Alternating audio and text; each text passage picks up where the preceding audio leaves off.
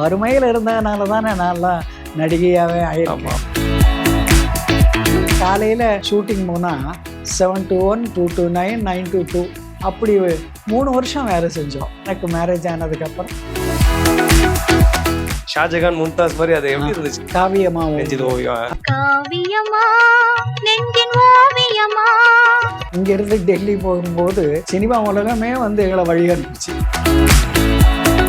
போனால் பெரிய கூட்டம் முட்டி போட்டு உட்காந்து எங்களை எல்லாம் இப்படி சலாம் பண்ணி.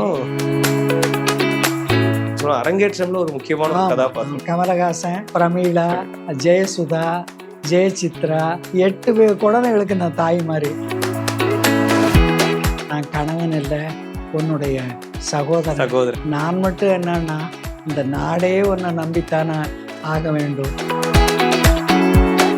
ஏன்னு சிரிச்சோம்னு வைங்க அசிங்கமா இருக்கும். நடந்து போறத முதல் கொண்டு சொல்லி கொடுப்பாங்க. உருவாக்கும் மண் எஸ்என்எஸ், வெற்றியின் மண் எஸ்என்எஸ். SNS institutions, Kovai. இப்ப பாக்தாத் திருடன் ஆகட்டும், திருடாதே, நிறைய படங்கள் நீங்க எம்ஜிஆர் சாரோட படங்களை நீங்க பண்ணிருக்கீங்க.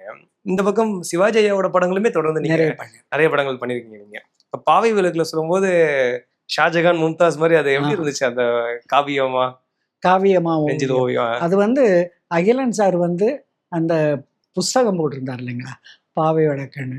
அதில் இந்த தாஜ்மஹால் இதை வந்து ரொம்ப முக்கியமாக எழுதியிருந்தார். அதனால் அந்த காலத்துல எல்லாம் அவுட்டோர் போகிறோம்னா மைசூரு இல்லைன்னா ஊட்டி அதோட முடிஞ்சிடும், வேற எங்கேயும் போக மாட்டோம். ஆனால் இவர் எழுதுனதுனால அங்கே போய் எடுக்கணும் அப்படிங்கிற ஒரு கட்டாயம் ஏற்பட்டுச்சு. அப்போ நாங்கள் எல்லாம் புறப்பட்டு அங்கே போனோம். டெல்லிக்கு போயிட்டு டெல்லியிலேருந்து ஆக்ரா போய் அதை ஷூட் பண்ணாங்க. இங்கேருந்து டெல்லி போகும்போது சினிமா உலகமே வந்து எங்களை வழி அனுப்பிச்சு எல்லாருக்கும். ஏன்னா நாங்கள் ஃபஸ்ட்டு இல்லை தூரம் போகிறது அனுப்புனாங்க. அப்புறம் அங்கே போயிட்டு அந்த ஆக்ராவில் இதை பாட்டு எடுத்தாங்க, காவியமா ஓவியமா. முதல் நாள் ஷூட் பண்ணும்போது யாருமே வரல, நானும் சிவாஜியும் தான் இருந்தோம், டெக்னீஷியன் தான் இருந்தாங்க, எடுத்தோம். மறுநாள் என்ன ஆச்சுங்க, ஒரு பெரிய கூட்டம். நாங்கள் வந்து அங்கே எப்படின்னாங்க 6 மணிக்கு சூரியன் வரும், 2 மணிக்கெல்லாம் போயிடும். அதனால நாமெல்லாம் 6 மணிக்கெல்லாம் அங்கே இருக்கணும், ரெடியாக இருக்கணும். ஆமாம், அங்கே இருக்கணும். நானும் சிவாஜியும் கரெக்டாக 6 மணிக்கெல்லாம் அங்கே இருப்போம். போனால் பெரிய கூட்டம். அங்கே எப்படின்னா ஹிந்தி படம் தான் எடுத்துக்கிட்டு இருந்தாங்க. அது பேண்ட் ஷர்ட்டு அது மாதிரிலாம் தான் போடுவாங்க. ஃபஸ்ட் டைம் ராஜா வேஷம் போட்டு அவர், ராணி வேஷம் போட்டு நானோடனே நிஜமான ராஜா வந்துட்ட மாதிரி அவங்களுக்கு ஒரு ஃபீலிங் வந்து முட்டி போட்டு உட்காந்து எங்களை எல்லாம் இப்படி சலாம் பண்ணி அவ்வளோ பேரும் எங்களை எல்லாம் வச்சு ஃபோட்டோ எடுத்துக்கிட்டு அன்னைக்கு ஷூட்டு இது பெருமைப்படுத்தினாங்க. அது மறக்கவே முடியாது. இன்றைக்கும் எங்களை 2 பேருடைய ஃபோட்டோ எல்லோரு பேர்லேயே வீட்லேயே இருக்கும்னு நினைக்கிறேன். அந்த அளவுக்கு ஃபோட்டோ எடுத்தாங்க, வந்தவெல்லாம் ஃபோட்டோ எடுத்தாங்க, ராஜா ராணின்னு சொல்லிட்டு. மறக்க முடியாத. உங்களுக்கு எப்படி இருந்துச்சு அந்த லுக்ல, அந்த கெட்டப்ல இருந்தது? நிச்சயமா நல்லா இருந்தது. அது இவங்கெல்லாம் நம்மள சலாம் எனக்கே ராணின்ற ஒரு மாதிரி நல்லா இருந்தது. சிவாஜி அதுல ரொம்ப அழகா நடிச்சிருப்பாரு. 2 பேருமே ரொம்ப பிரமாதப்படுத்திருப்பீங்க. இப்ப அவரோட இப்ப பதிபக்தி ஆகட்டும், பாசமலர் ஆகட்டும், தெய்வப்பிறவி, நிறைய படங்கள் நடிச்சீங்க. அந்த மாதிரி நீங்க நல்ல நல்ல பாடல்கள் எல்லாத்துலயுமே உங்களுக்கு அமைஞ்சிருக்கு. பாசமலர்ல பாட்டு ஒன்று கேட்டேன் ஆகட்டும், தெய்வப்பிறவியில சொல்ல வேணாம், ஆக்சுவலா எனக்கு ரொம்ப பிடிச்ச பாட்டு காலை வயசு கட்டான. எனக்கு ஃபர்ஸ்ட்ல ரொம்ப ரொம்ப பிடிச்ச பாட்டு. அடிக்கடிக்கு அதுவும் ரொம்ப ஜாலியா இருக்கும் பாடும் போது அந்த பாட்டை கேட்கறதுக்கு. அந்த படம் குறித்து சொல்ல முடியுமா? எஸ்எஸ்ஆரும் நீங்களும் அந்த தெய்வப்பிறவி வந்து நாங்கள் அவுட்டோர் ஏற்காடு போயிருந்தோம், 10 பேர் போயிருந்தோம். சிவாஜி, எஸ்எஸ்ஆர், பத்மினி அம்மா, அப்புறம் சக்கரபாணி, கருணாநிதி, நான், இன்னும் யாரோ 10 பேர் போயிருந்தோம். அது 1 வாரம் கேம்ப் போட்டிருந்தாங்க. அந்த 1 வாரம் அங்கே ஷூட் பண்ண முடியல.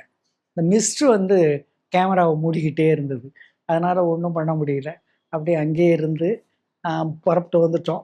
அப்புறம் மறுபடியும் போய் அதை ஷூட் பண்ணி கொண்டாந்தோம். அந்த 1 வாரம் அங்கே இருந்தோம் பாருங்கள், அது மாதிரி ஒரு சந்தோஷம் பார்க்கவே முடியாது. ஏன்னா எல்லாரும் ஒன்றா இருந்தோம். அந்த சாப்பிட்டது, கொண்டது, பேசுனது, அதெல்லாம் ரொம்ப நல்ல மறக்க முடியாத ஒரு நினைவு. தமிழ் சினிமால பாசமலர் படம் வந்து ரொம்ப முக்கியமான ஒரு படம் அது. ஆமா. ஸோ அதுல நீங்க ஒரு முக்கியமான கதாபாத்திரம் பாசமலர்லயுமே. அது குறித்து ஏதாவது நினைவுகள் ஞாபகம் இருக்கா உங்களுக்கு பாசமலர் பத்தி? இல்லைங்க. ஞாபகம் இல்ல. ரொம்ப ரொம்ப நாளாயிடுச்சு. எதுவும் நினைவில்ல. இப்ப நான் சொல்றதெல்லாம் கூட ரொம்ப நினைவுபடுத்தி சொல்லிக்கிட்டே இருக்கேன். இல்ல நல்ல ஞாபகப்படுத்தி சொல்றீங்க. நீங்க காட்சிகளா சொல்றது நல்லா இருக்கு கேட்கறதுக்கு. அதனால தான் எனக்கு ரொம்ப அவ்வளவு ஆசையா இருக்கு கேட்கறதுக்கு அத. ஏன்னா அந்த இப்ப பாட்டு ஒன்று கேட்டேன் பாட்டை அவரு கீபோர்ட்ல வாசிக்கும் போது நீங்க அப்படியே வந்து அந்த பாட்டை பாடுறது அவ்வளவு அழகா இருக்கும் பார்க்கும்போது அது. நிறைய படங்கள்ல டாக்டர் நர்ஸா நடிச்சிருக்கீங்களா? அது எதனால அது தானா அமைஞ்சதா இல்ல எப்படி அது? தானா தான் அமைஞ்சது. ஏன்னா நாங்க டாக்டர் ஆகுது, நர்ஸ் ஆகுது. இல்ல அதான் கேக்குறேன். 7 அதுல ஏதாவது வயசு ஆர்வம் இருந்துச்சு. ஏன்னா 7 வயசுல நம்ம நாடகத்துக்கு வந்தாச்சு. வந்தாச்சு. பட் இருந்தாலும் அந்த தொழில் அந்த துறை மேல உங்களுக்கு ஏதாவது ஆசை இருந்துச்சா? நிறைய அந்த கதாபாத்திரம். இல்லைங்க. அதெல்லாம் ஒண்ணும் கிடையாது. வறுமையில இருந்ததுனால தானே நான்லாம் நடிகையாவே ஆமா ஆயிருக்கேன். ஆமா. அப்புறம் எப்படி டாக்டர் ஆகுறது, நர்ஸ் ஆகுறது? அதெல்லாம் ஒண்ணும் கிடையாது. சினிமாவுல தான் டாக்டரு, நர்ஸு, வக்கீலு அந்த மாரி எல்லாம். எல்லா வேஷமும் பண்ணியாச்சு நம்ம. எல்லா வருஷமும்.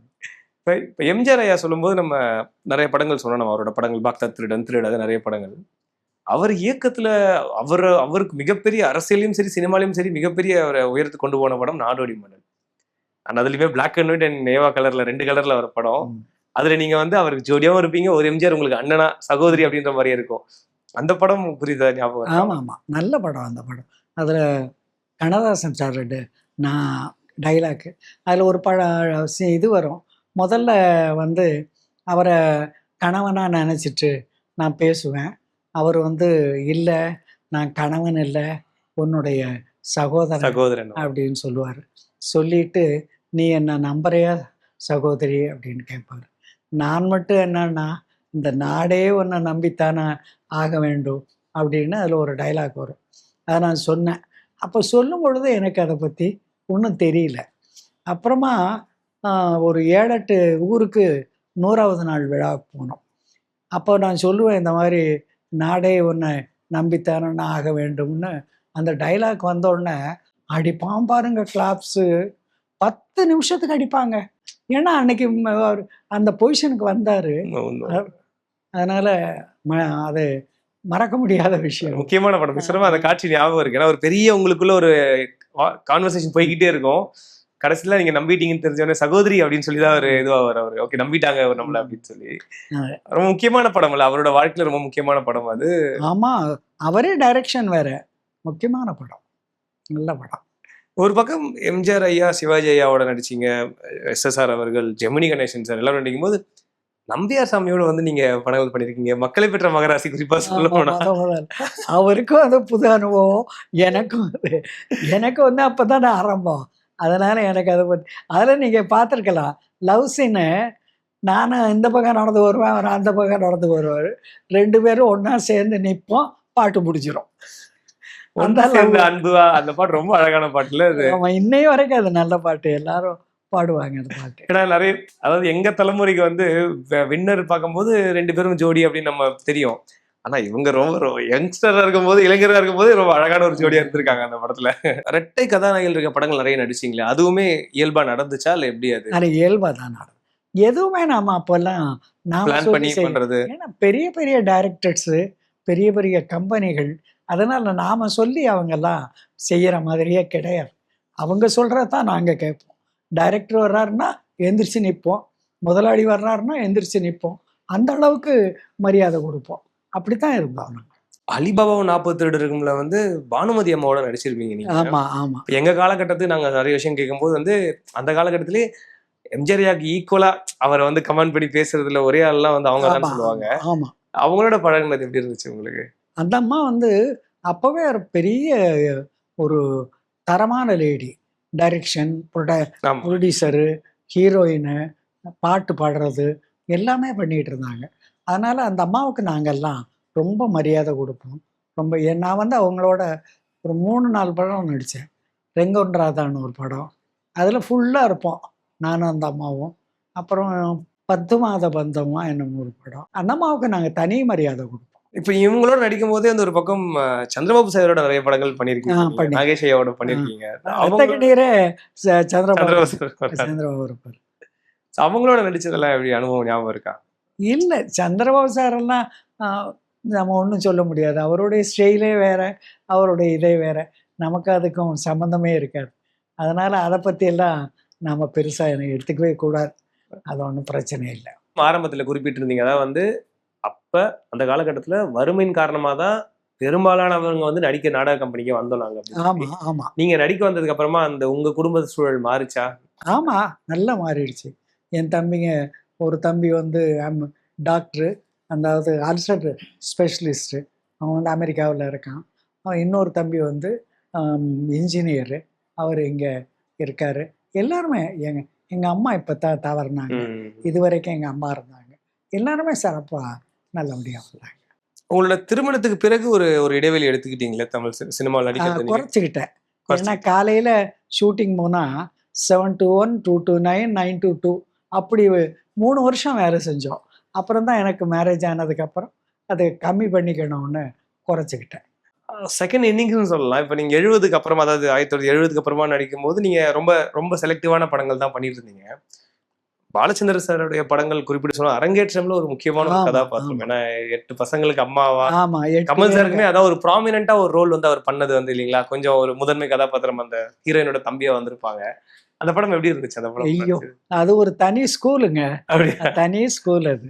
அதில் நடித்தது ரொம்ப சந்தோஷமான விஷயம். கமலஹாசன், பிரமீளா, ஜெயசுதா, ஜெயசித்ரா, சிவகுமார் சார் இருப்பாரு, சிந்தாமரை சார், எல்லாருமே 8 குழந்தைகளுக்கு நான் தாய் மாதிரி. 8 பேரும் செட்டில் இருப்பாங்க. அதனால் வேணுங்கும்போது அவங்க ஷாட்டில் போய் ஆக்ட் பண்ணிட்டு வரணும். அப்படி அந்த படம் ரொம்ப நல்லா, அது ஒரு தனி ஸ்கூல் அது. அதை ஒன்றுமே நம்ம பண்ண முடியாது. நம்ம நினைக்காததெல்லாம் அங்கே அந்த இடத்துல அந்த ஷாட்டில் இருக்கும். ரொம்ப நல்லா. அதில் ஒரு சீனு, பிரமீளா வந்து தாவணி கீழே என்னமோ விழுந்துடும். தங்கச்சி வந்து, அக்கா தாவணி கீழே விழுந்துருச்சு, மறந்துட்டியா, எடுத்து மேலே போடு. மறக்கலடி, மறத்து போச்சு அப்படின்னு. அது ரொம்ப அழகான ஒரு டைலாக். பார்த்து எவ்வளோ ஒரு சின்ன ஒரு டைலாக்ல பெரிய விஷயம். அதெல்லாம் அவங்க எதிர்கொள்ற எல்லா அவ்வளோ கஷ்டங்களையுமே அந்த ஒரு வசனம் கடந்து போயிடும், சொல்லிட்டு போயிடுவாரு. அப்புறம் இவர் கோபாலகிருஷ்ணன் சார் படம் கூட நல்ல கேஎஸ்ஜி படங்கள், கேஎஸ்ஜி படமெல்லாம் நல்ல படம். அதில் நானும் ஜெயலலிதாவும் வந்தாளை மகராசின்னு ஒரு படம் ஆக்ட் பண்ணோம். 2 பேருக்கும் ஈக்குவலாக இருக்கும் அது. அந்த அம்மா, நான் சித்தியுடைய மக அந்த அம்மா, அந்த மாதிரி வரும். அதை அந்த அம்மாவை கொடுமைப்படுத்துறது, அந்த அம்மா பதிலுக்கு என்ன கொடுமைப்படுத்துறது, அந்த மாதிரி. அது நல்ல படம். இன்னொரு பாசிட்டிவான ரோல் வந்து மயங்குகிறாள் ஒரு மாது படத்துல. மயங்குகிறாள் நல்ல படம், நல்ல படம். முத்துராமன் சாரோட அக்காவா நீங்க வந்திருப்பீங்க. அதுலயுமே டாக்டர் அந்த பெண்ணை சுஜாதா அவர்கள். அந்த நல்ல படம். இவர் முத்துராமன் டைரக்ஷன், எஸ்பிஎம் சாருடைய படம். நல்ல படம். இன்னும் குறிப்பிட்ட இன்னொரு படம் சொல்லணும்னா, காயத்ரி படத்துல ஸ்ரீதேவி அவர்களுடைய அம்மாவா நடிச்சிருப்பீங்க நீங்க. அதெல்லாம் நீங்க அதுக்கப்புறம் செகண்ட் இன்னிங்ஸ்ல நடிக்க ஆரம்பிச்ச படங்கள் இல்லையா? கொஞ்சம் ஆமா. அப்பதான் ரஜினி சார் அப்பதான் வந்து நெகட்டிவ் ஷேட் படம், அது ரொம்ப கொடூரமான இல்லைன்னா நடிச்சிருப்பாரு. அதுல அவரு ஸ்ரீதேவி உங்களுடைய மகளா நடிச்சிருப்பாங்க. அதாவது ஒரு ஒரு கேப்க்கு அப்புறம் நடிக்க ஆரம்பிச்சும் போது எப்படி இருந்துச்சு உங்களுக்கு சினிமா? எனக்கு அதெல்லாம் ஒன்றும் தெரியல. நான் ட்ராமா ஆர்டிஸ்ட்டுங்க.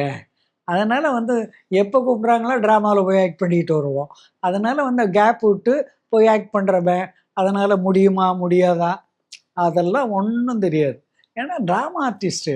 நீங்கள் ஒரு ஃபுல்லாக ஒரு டைலாக்கை கொடுத்து நீங்கள் படித்தோன்னே நான் பேசுவேன். அது ட்ராமா பழக்கம். எங்களுக்கு ட்ராமா கம்பெனிங்கிறது குருகுலம் மாதிரி. எல்லாம் கலை உலகத்தில் என்னென்ன இருக்கோ, டான்ஸு, பாட்டு, நடிப்பு, அதாவது நடந்து போகிறத முதல் கொண்டு சொல்லி கொடுப்பாங்க. இப்படித்தான் நடக்கணும், இப்படித்தான் சிரிக்கணும், இப்படித்தான் அழணும். ஏன்னா ஏன்னு சிரிச்சோம்னு வைங்க அசிங்கமாக இருக்கும். வாயை திறந்து அழுதா அசிங்கமாக இருக்கும். அதை முதல் கொண்டு நாடக கம்பெனியில் சொல்லி கொடுப்பாங்க. அது ஒரு பெரிய குருகுலம். அதுலேருந்து வந்த எல்லாருமே சிறப்பாக இருந்தாங்க.